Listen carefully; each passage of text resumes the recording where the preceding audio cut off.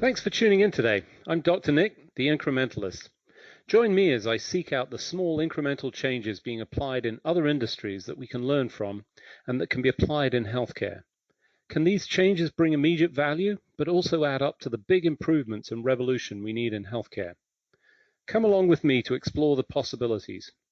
My innovative guests from around the globe have used small incremental improvements to achieve their moonshot. And today, I'm delighted to be joined by David Hunt. He is the founder and president of the Cosan Group. David, thanks for joining me today.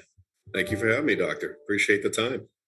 So tell us a little bit about yourself. We'll get into the Cosan Group and the area of focus. But first of all, tell us about you and your journey to this point in your career. I appreciate it. Yeah, so I'm originally from Boston, Massachusetts, and grew up in a pretty close, tight-knit family environment. Got into marketing early on in my career, looking at member acquisition for some of the larger companies like Aetna and Cigna around their Medicare marketing, and ended up moving into a space where I went down to run a large rehab company, so physical therapy, occupational therapy in the home, which I really, for me, coming from an environment where my grandparents and relatives were pretty important elements of my life. The dealing with older adults was something that I was, really enjoyed for a long time. And so getting into the rehab space for older adults was something that I found very fascinating. And so we would see these individuals, and we were across 9 states at the time, about 1,000 clinicians, and calling on providers, across all of these states, thousands of providers.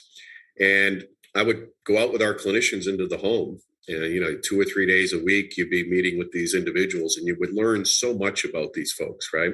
Which is different because, somebody's going to open up to a physical therapist or an occupational therapist or myself if I would join them a lot differently in their home environment, over the course of an hour. And you learn, between the pictures on the wall, between just the dialogue, you get to see kind of who these people were, what their hobbies were, where they worked, what their upbringing was, their family environment. It was just fascinating to me. So I was looking for ways to connect because we had, our way of getting access to these individuals was sending a sales force out to the physicians. And I used to call them donut dollies because really we would walk in with Dunkin' Donuts and would say, you got any, therapy referrals for us that we could use, which wasn't all that efficient, frankly, but it was efficient. I was going to say, not that healthy either. Not that healthy. No, not that healthy. But lunch goes a long way.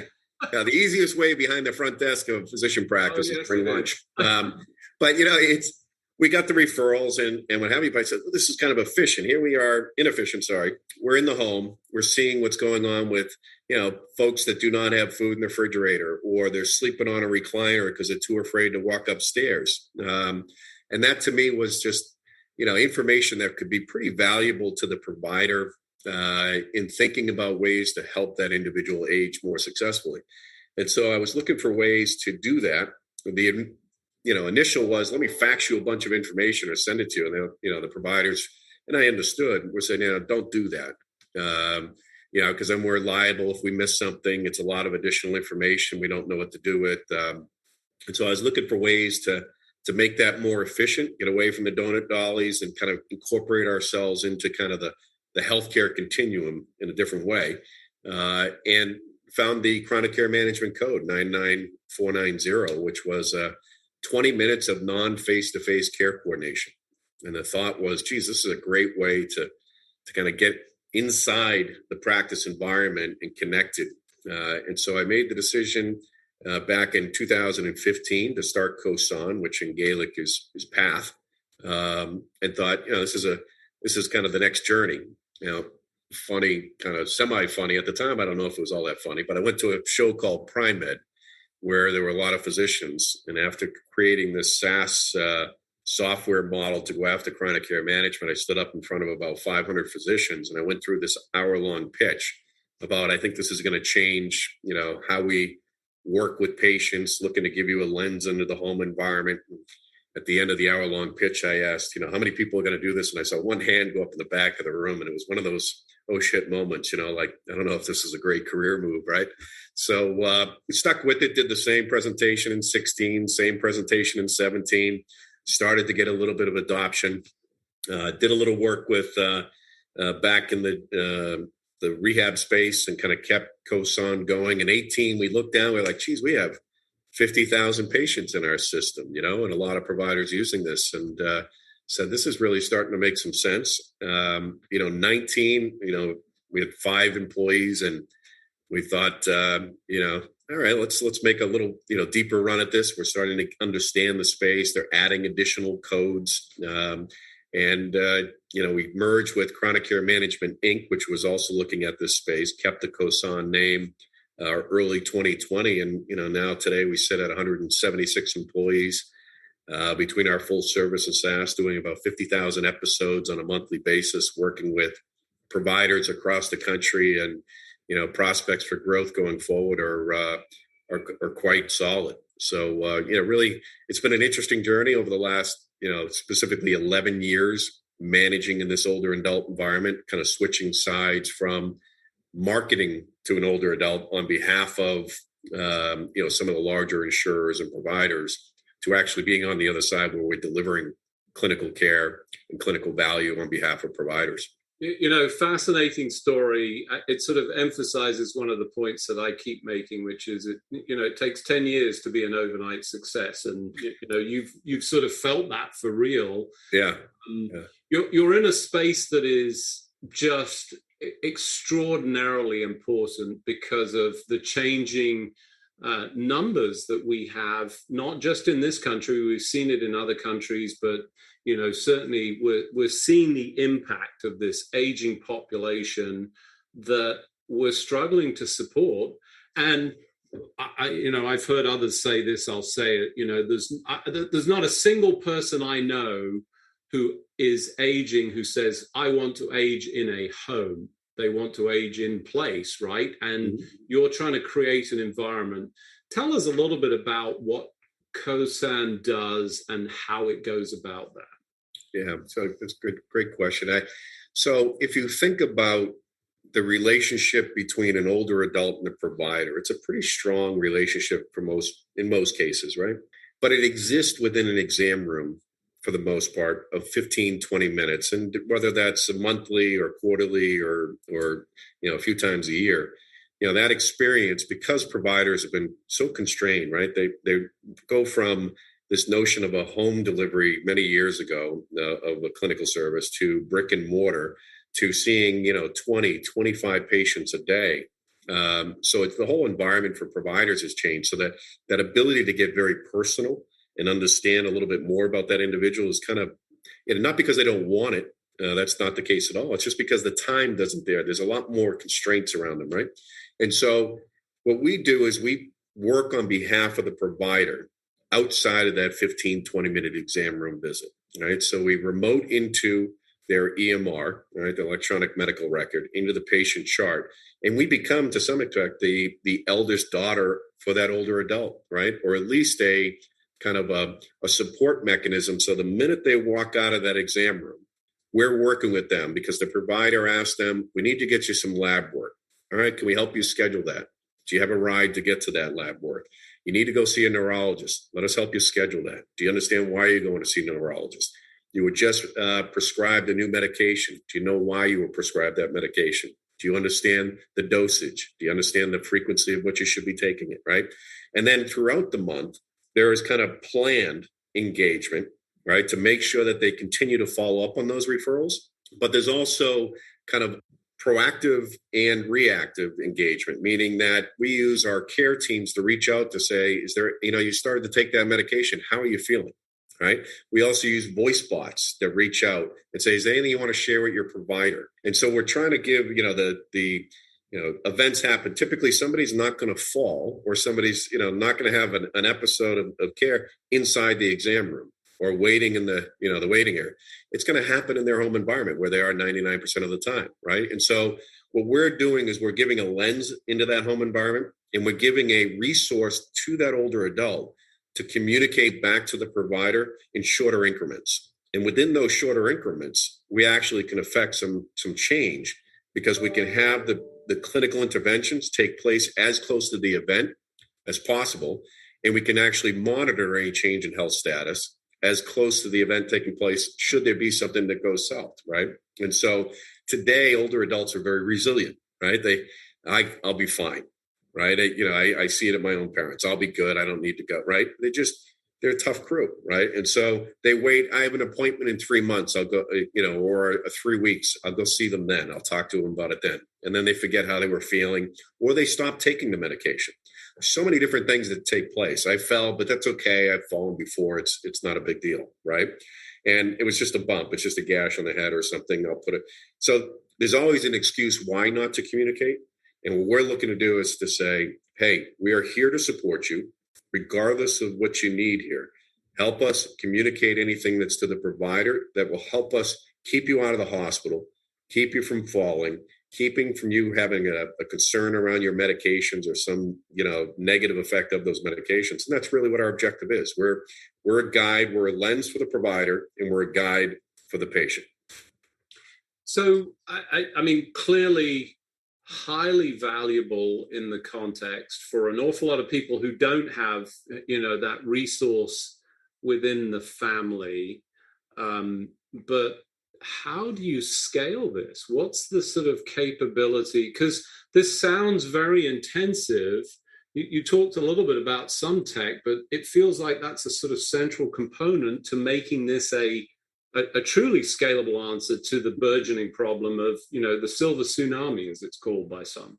Oh, yeah. No, tech is vital, right? And so whether we're using devices to track blood pressure or weight, right? Or we're using voice bots to reach out and, we call her Eleanor.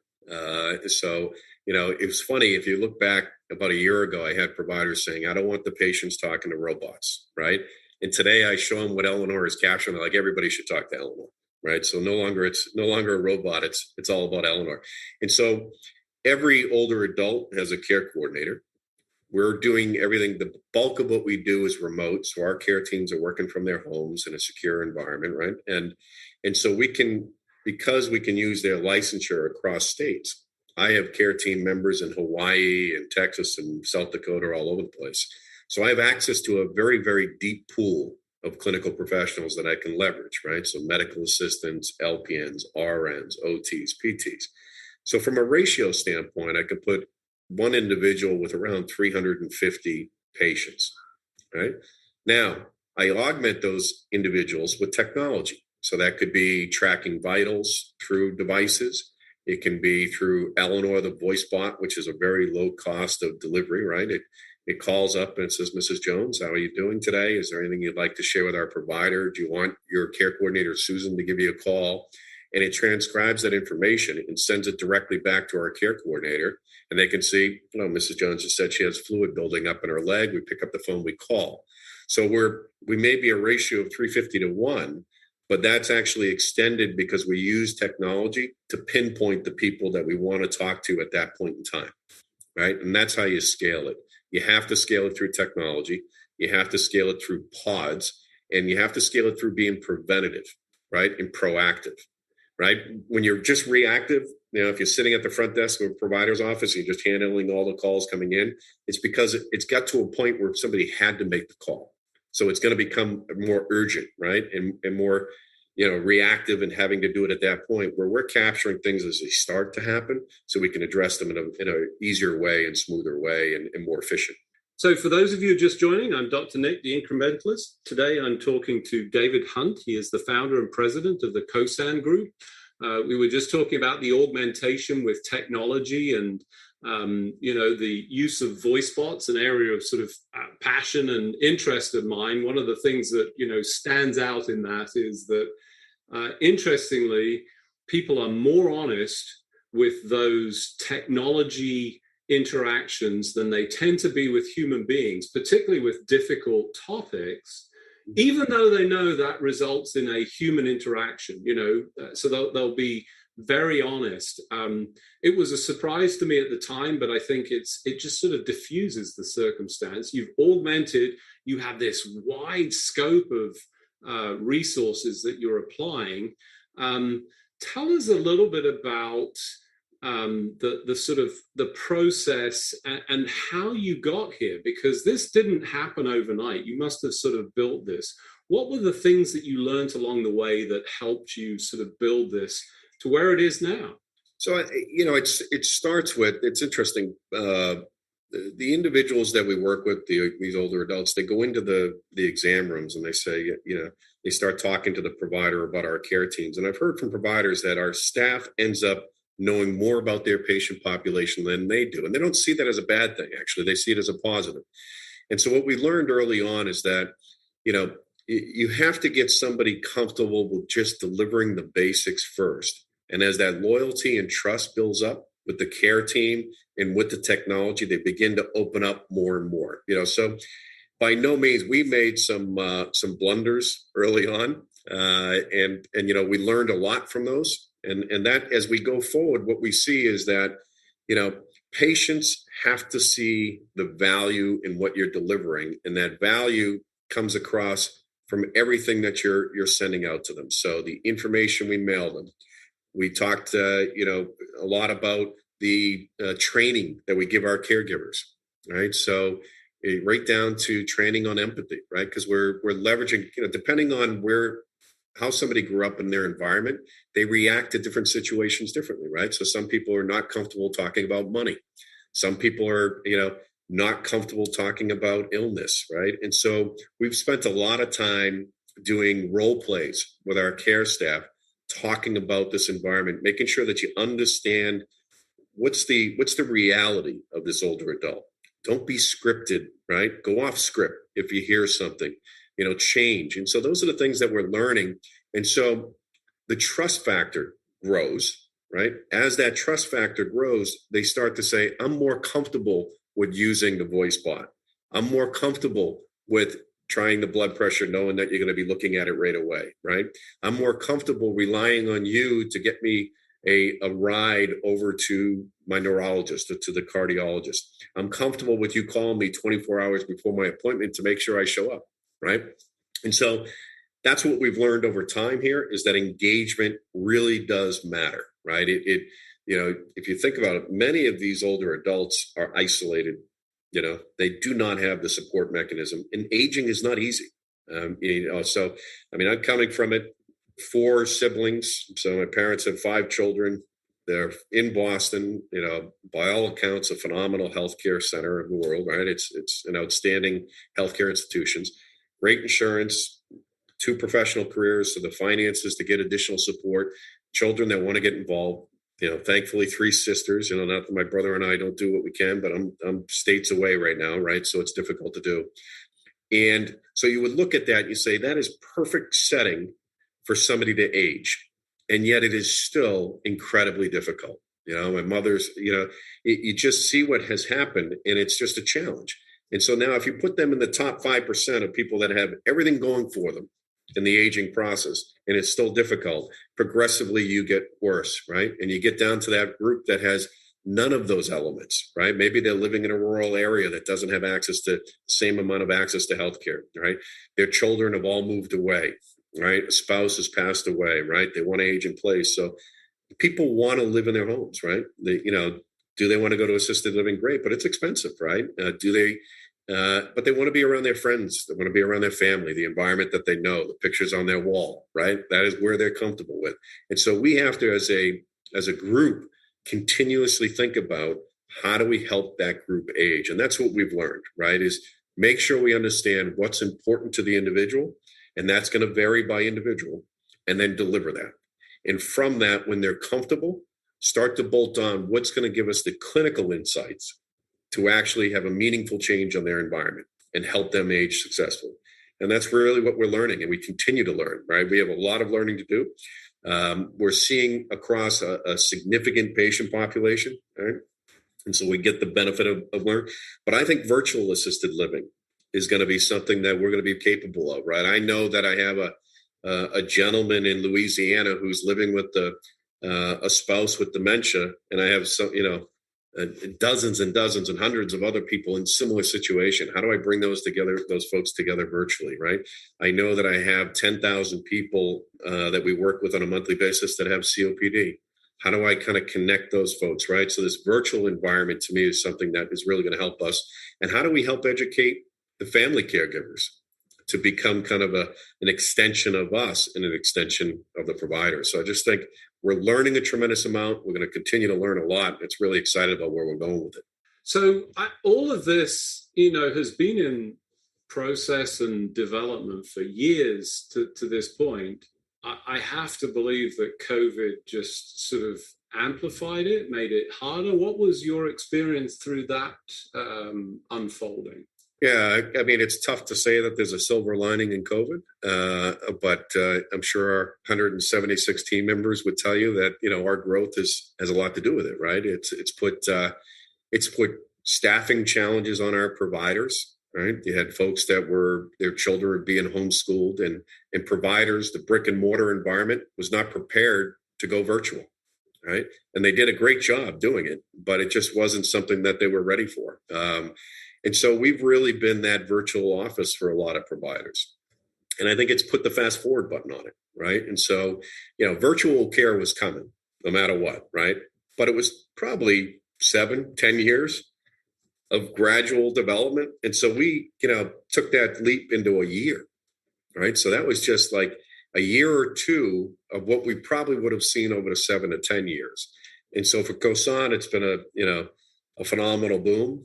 We're not going to go back at this point. If you look at a lot of the different programs that are coming out from CMS and a lot of the other programs that are out there, they're all geared towards virtual care. If you look at a lot of the startup environment, a lot of delivery in the home.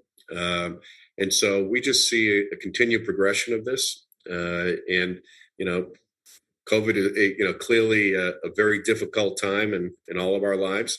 But for Cosan and for the virtual care and the way that we're delivering, I think it's actually been excellent. And I think it's actually good for the older adults. And when you think about the amount of folks that didn't make doctor's appointments, that wouldn't schedule them to begin with, that weren't getting the care that they needed just because, they were in difficult spaces or they didn't have the support mechanism. We're now able to kind of break down the barrier of healthcare delivery, regardless of where you live and regardless of what you have available to you. We can kind of deliver the virtual care as the equalizer, right? We really can deliver the same thing to every single older adult, regardless of where you live, regardless of your economics or your support mechanisms. There's no difference for us. Virtual care is the same for everybody. So I think I'm with you when you talk about that silver lining. It feels a little bit awkward because of what it unfolded, but it really has. Virtual care, like many of these innovations, has been 2 years away for the last 10 years, and it was still 2 years away right up until that point, and we sort of accelerated it. What's left? And what are you excited about in terms of innovation in the future? So like, patient-reported outcomes is fascinating to me.